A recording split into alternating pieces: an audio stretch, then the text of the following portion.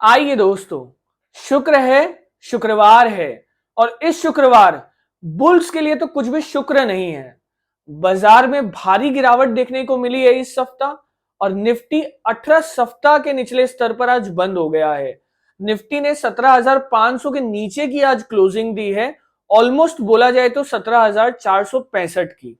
Nifty ने कई दिनों के बाद ऐसे अग्रसर होके मतलब गिरावट दिखाई है, जहां पे निफ्टी 5-6 दिनों से लगातार ही गिर रहा है। और देखा जाए इसमें न तो अभी अडानी इन्वॉल्व है, न तो कोई एफआईआई की कोई मेजर सेलिंग आई है, बट फिर भी बाजार गिर रहा है।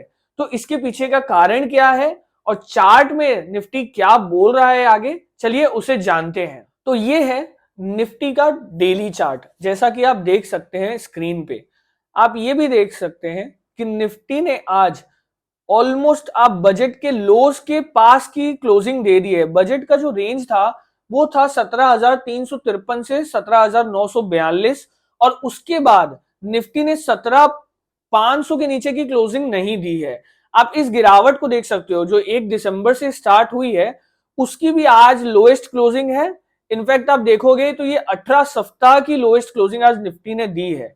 तो हमारा जो एक ही इंडिकेटर है 280R, आज हम उसे लगा के एक बार देखते हैं कि वहां पे क्या हाल चाल है।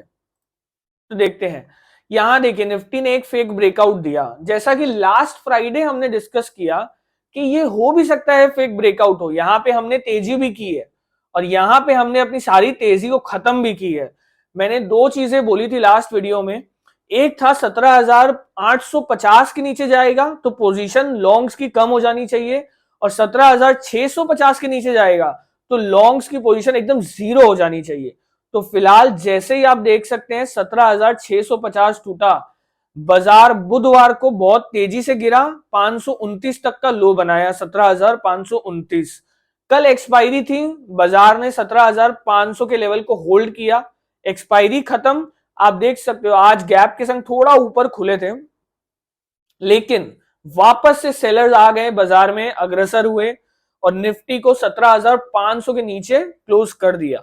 तो अब यहां पे आप देख सकते हैं जो 280R है वापस सेल मोड में चला गया है। इसका जो नेक्स्ट रेजिस्टेंस जो घिसक के नीचे आ गया है वो है अराउंड 17,880। अगर हम बजट के लो को तोड़ते हैं 17,350, ये अप्रोक्सीमेटली है 17,353 प्रिसाइजली, अगर इसको तोड़ेंगे तो एक बार निफ्टी जरूर अटेम्प्ट करेगा कि वो 17,250 से लेके 17,180 के रेंज में आए।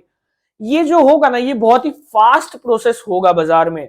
आप देखोगे कि अगर ये होना है तो अगले 3-4 दिन में ये हो जाएगा, क्योंकि इस बार क्या है, बियर्स थोड़ी मोमेंटम पकड़ रहे हैं। आप देखिए 1 2 3 4 5 6 7 7 रेड कैंडल्स है लगातार, मतलब एक भी दिन बायर ने बाजार को डोमिनेट नहीं किया है।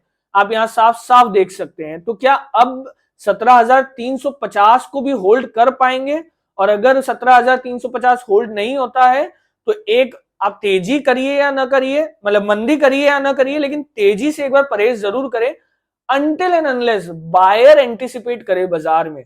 बायर्स आएंगे तो थोड़ा 2 रुपया महंगा ले लेंगे, लेकिन अगर बायर्स का कोई नहीं दिखता है इंटरेस्ट तो हमें जबरदस्ती के लॉन्ग पोजीशन में फंसा नहीं रहना है।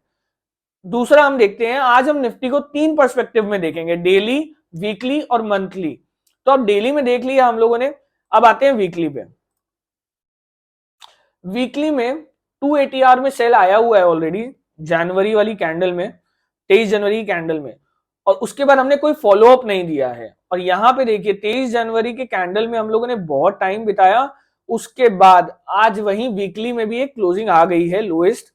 लेकिन यही अगर आप इसे 2 से 380R कर दोगे तो आपके पास एक लास्ट सपोर्ट बचता है। अगर देखिए जब आप बड़े ट्रेंड में चलते हो तो आपको बड़े रेंज को फॉलो करना बहुत जरूरी है। तो जैसे ही हम 380R करेंगे तो रेंज ऑटोमेटिकली बढ़ जाएगी। आप देखिए कोई भी अगर ट्रेंड रहता है ना तो वो 380R के नीचे वीकली में चेंज हो जाता है या 380R वीकली में ऊपर में चेंज हो जाता है। फिलहाल हम वीकली पैटर्न के हिसाब से हम बुलिश ट्रेंड में है, अनटिल एंड अनलेस हम वीकली में 17,200 के नीचे क्लोज नहीं हो जाते।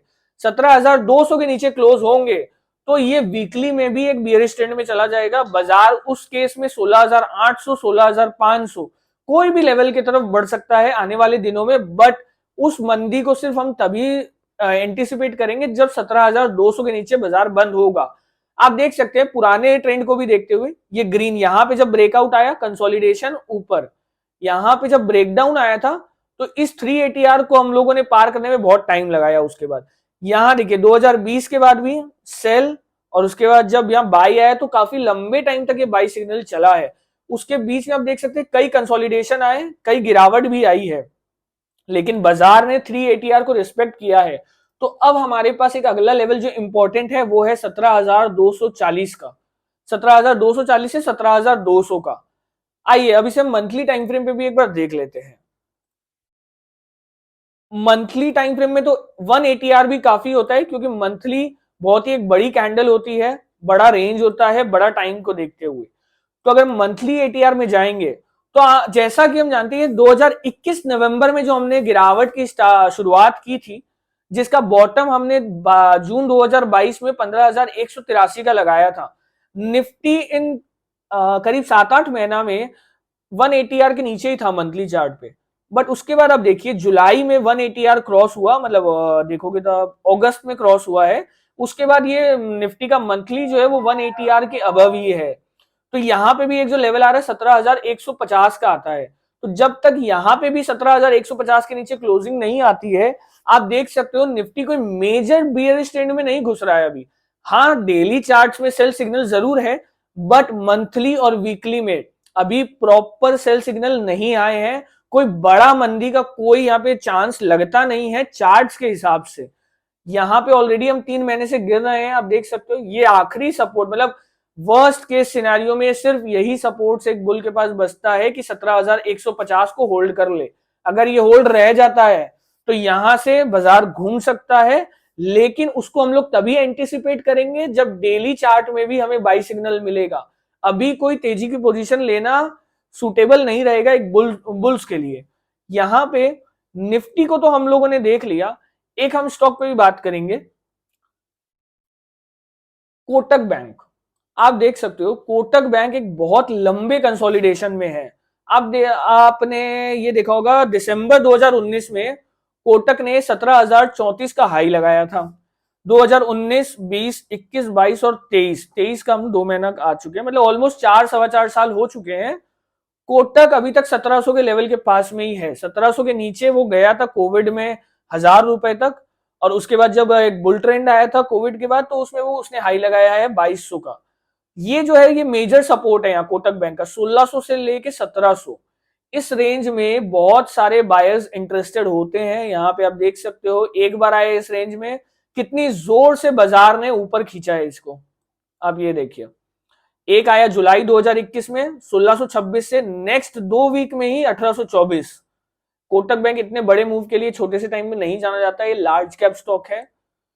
यहां पे आप देखिए जून 2022 में लो 1631 और 3 हफ्ते में आप देख सकते हो 1852। यहां पे आप देखिए वापस से उसी रेंज में वापस कोटक बैंक घुस रहा है 1700 के नीचे। हो सकता है 1650 आए, हो सकता है 1640 आए, हो सकता है 1600 आए अगर बाजार बहुत ज्यादा गिरता है तो। लेकिन अगर बाजार नहीं गिरता है तो बहुत संभावना है कि यहां से कोटक बैंक सपोर्ट ले सकता है चार्ट्स के अनुसार। इसमें मेरा कोई पर्सनल पोजीशन नहीं है, मेरे फैमिली मेंबर्स की पोजीशन जरूर हो सकती है। मेरा कोई पर्सनल इंटरेस्ट नहीं है, न तो कोई डेरिवेटिव्स में, न तो कैश मार्केट में मेरी कोई पर्सनल पोजीशन नहीं है। तो यहां कोटक बैंक में ध्यान रखें, आने वाले दिनों में अगर कोई गिरावट मिलती है तो क्या कोटक बैंक यहां सपोर्ट लेगा, तो ये भी देखने लायक बात जरूर रहेगी।